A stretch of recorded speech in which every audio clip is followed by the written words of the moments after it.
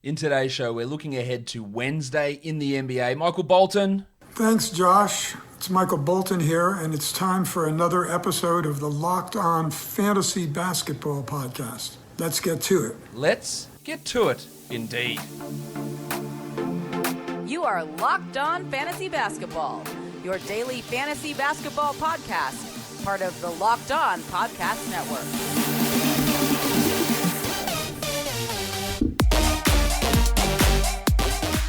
Hello and welcome to the Locked On Fantasy Basketball Podcast, brought to you by Basketball Monster. My name is Josh Lloyd and I am the lead fantasy analyst at basketballmonster.com and at Yahoo Sports Australia. And you can find me on Twitter as always at redrock_bball and on Instagram at Locked On Fantasy Basketball. As I said, we're looking ahead to Wednesday in the NBA, busy day. So let's take a look at those games right now. First one, Magic and the Cavs. What do they do with Mo Bamba? Does he play 22, 23 minutes? Wendell Carter Jr., how's his ankle going to look? Is he still going to be on a minutes restriction? If Bamba can get 20 plus minutes, then he is a 12-team league option. So we want to see how he looks here. On a 10-game slate, it might be harder to utilize him, but we want to see if there's any restrictions on Carter.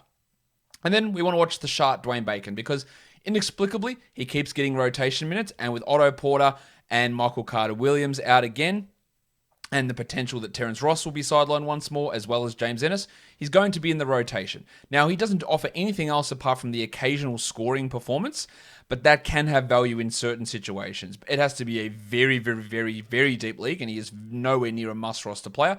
But let's see how shit he can be in the minutes that he gets. For the Cavs, Colin Sexton, Isaiah Hartenstein, Matt Dellavedova, they're out again. Chetty Osman, the Discman, he's going to get another start, you would imagine, in place of Sexton. And his last two games have been pretty good. Now, you've got to deal with the field goal percentage issues that he sometimes brings. So that's something that you have to be cautious of. But he's bringing some pretty nice assist numbers, good usage, and his minutes are going to be pretty high. I also want to see Kevin Love. Of course, he had that petulant bullshit at the end of the last game. The Cavs are deciding whether they're going to fine him. I don't think they'll suspend him, but maybe they do. I guess there's a potential for that there. So we want to see what Love's production looks like. Can he give a shit at all on the court? That would be great if he could do that after whatever that nonsense was that he did in the last game. All right, the next game we look at, we've got the Hawks and the Sixers. What are they going to do with Solomon Hill? Because we know Cam Reddish is out for the season. We know that DeAndre Hunter is out, Trae Young is out, Tony Snell is out, and now Kevin Huerter is doubtful. So is Hill going to play big minutes? He almost has to. He's going to play 30 plus, almost definitely here. Does that make him anything of a streamer? Probably not. But he can occasionally be a steals and threes, guys. That's for deeper leagues. And then how much do they play Chris Dunn? Because Brandon Goodwin's questionable. If Goodwin is out, what do they do with the rotation? Like who steps in as the point guard? Is it Bogdanovic? Do they start Dunn, who honestly is not a point guard at all? So I want to see what Dunn's role looks like. For the Sixers, Benny Simmons, first game back from illness was really good. Let's hope he can keep that level of form going, because he has had significant struggles this season, obviously. And then Furky from Turkey, who's had some pretty hot stretches of shooting. We hope that he's able to do that as he continues, but this is a Sixers team that's basically full strength. Everyone's available to play. So what's Korkmaz's role going to be? The Bulls and the Knicks. Kobe White, production's been way up. I imagine he keeps starting. Hopefully he's able to keep up the higher level of efficiency and assist rate that he's been showing of late. And that makes him a 12-team league guy. Well, Daniel Tice went bananas in the last game. I do not expect that out of Tice. I expect him to keep starting for sure.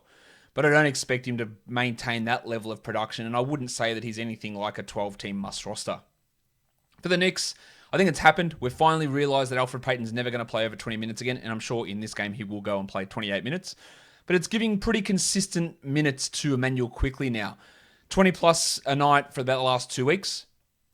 He's not the greatest fantasy player because he lacks in so many categories, but as a scoring and threes streamer, maybe with free throws, there is some value in Quickley. And Reggie Bullock's been playing out of his mind, hitting a lot of threes, scoring a lot. It's helped that Alec Burks has been out. So that's something we do have to factor in. But Bullock remains an option with his ability to hit threes and to bring some scoring in as a streamer. The next game we take a look at is the Hornets and the Celtics. This is a back-to-back for both of these teams after their games on Tuesday. Kemba Walker is going to miss this one for Boston, but I don't know why I'm talking about Boston because I'm talking about Charlotte first. Cody Martin started again on Tuesday. You'd have to assume that he'll get another start. I don't think they'll go back to Jalen McDaniels. Martin produced some really good numbers again on Tuesday. He's an option for some rebounds, assists, and steals. And then PJ Washington Jr., who we know he's up and down, but I imagine he's going to continue to start at center and put up some pretty decent numbers. For the Boston Celtics, Kemba Walker is out again, as I mentioned, for both of these games. So Peyton Pritchard gets an opportunity. He went absolutely off on Tuesday. Can he do it again? What's his role going to be? I'm very interested to see and see whether Jason Tatum returns too. We also don't know about Rob Williams, who was out on Tuesday again. He could return here, but what does Tristan Thompson's role look like with Rob Williams or without Rob Williams? Lakers and the Wizards. Andre Drummond. Last couple of games from Drummond have been really good, putting up some good numbers. They're using him 28, 29 minutes a night, which is positive for his value. So let's see how he looks in this matchup here against the Wizards and whatever happens at center for them. And Kentavious Caldwell-Pope has also been a top 100 player over the last 2 weeks. Steals and threes sort of guy. I don't view him as must roster, but he's playing at a pretty consistent level at the moment. For the Wizards, Scott Brooks, what's going to happen? Robin Lopez looks like he's back, so will we go back to more 3-center madness? Will we get 15-minute Dan Gafford or 25-minute Dan Gafford? It's really, literally impossible to know, but let's hope we get big Dan Gafford minutes. And then I want to watch Russell Westbrook, who's been putting up great triple-doubles. He's been almost every game affecting one of your percentages in a significantly negative way. And that's always going to be the trade-off with Westbrook. But the counting stats have been really, really solid. So let's see how he looks in this game against the Lakers. Spurs and the Heat. Derek White will be out. I imagine they start Lonnie Walker. He'll get good minutes, and he probably won't do anything with those minutes. That's just been the Lonnie Walker pattern over the course of his career. But let's see what his role looks like. And then also DeMar DeRozan, who probably gets a little bit of a boost in terms of assist rate with White out. Not that White was necessarily taking the ball out of DeRozan's hands a huge amount, but this will just give him a little bit of a boost there. For the Heat, Trevor Ariza was really good in their last game. I think he's still more of a must-roster 14-team league guy than a 12-team league option. But he does have streaming ability, especially when you're looking at steals and threes. And then you've got Bam Adebayo, who, again, I just want to see play because he's been playing at a really high level of late. We don't know the status of a few of the Miami guys that missed that last game, Tyler Hero and Kendrick Nunn. So, yeah, that probably does help Adebayo a little bit, getting a little bit of extra usage with those guards out. Dunk Robinson will be fine to play in this one too. The Blazers and the Grizzlies. It is a back-to-back, and it looks like we're going to have Yusuf Nurkic playing, which is awesome news. So let's see how he looks. He didn't have to play too many minutes in the game on Tuesday because it was a huge blowout. He also he produced, even though the minutes were low, but we hope we get a full Yusuf Nurkic experience. And then Damian Lillard as well, who still not quite at his best, but decent numbers against the Pacers in that blowout victory on Tuesday. Let's hope we can get him back to normal. Well, for the Grizzlies, the first 2 games for Jaren Jackson were great. The last one was pretty poor. So what is the role that Jackson's going to be playing? Is he still coming off the bench? What do his minutes look like? Can he stay out of foul trouble? And then Dylan Brooks, who is a hard guy to peg because he'll put up these strong games and then he'll just have 12 points on 18 shots. And you know that field goal percentage is going to be a continual concern with Dylan Brooks. The Pelicans and the Nuggets. Eric Bledsoe had a really, really strong performance last game. Is he likely to keep that up? Probably not. But we want to see how he looks, and more importantly, how Stan Van Gundy handles his minutes. And then Lonzo Ball's last couple of games have been awesome as well. Lonzo's not really at any risk of losing minutes, I don't believe, but let's hope that he can keep up the level of play that he's at. Steven Adams is also likely to play in this one. Sorry, that's not true. He's questionable. For the Nuggets, Michael Porter Jr. has been putting up some huge, huge numbers. I highlighted that on the Hot Streak show earlier today. He's shooting unbelievably. The usage is up. The minutes are up. He's putting up good numbers, so let's see if he keeps that rolling. Well, PJ Dozier will get another start in place of Fighting Will Barton. Now, his offense can be shaky. His shooting can be rough. But the minutes can be there. He can put up rebounds. He can get some assists. He can get some steals. He can help in those counting stats. You just do have to watch the field goal percentage.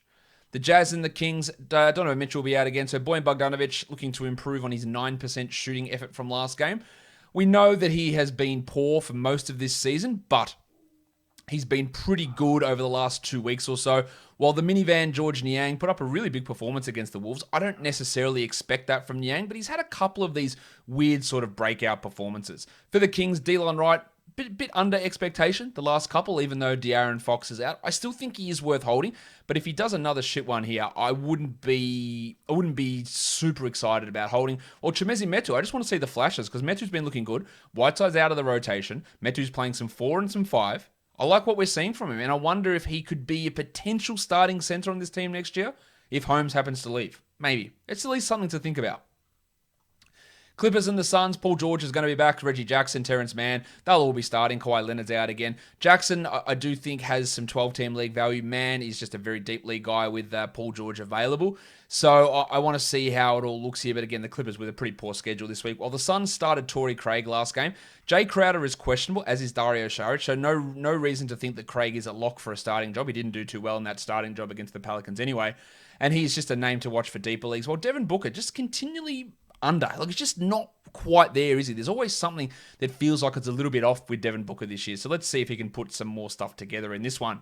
For the streamers for category leagues, Campazzo, Tice, Dean Wade, DeAnthony Melton, Rudy Gay. I think they're probably the best category league streamers. Points league, we're looking at Faku, Chuma Akiki, Marcus Morris, Ivica Zubats, and Vanilla Tice. Guys, that will do it for me today. Don't forget to follow this podcast on Apple Podcasts, Google Podcasts, Stitcher, Spotify, and on Odyssey. While on YouTube, hit the thumbs up, leave your comments, ring the notification bell. Guys, we are done here. Thank you so much for listening, everyone. See ya.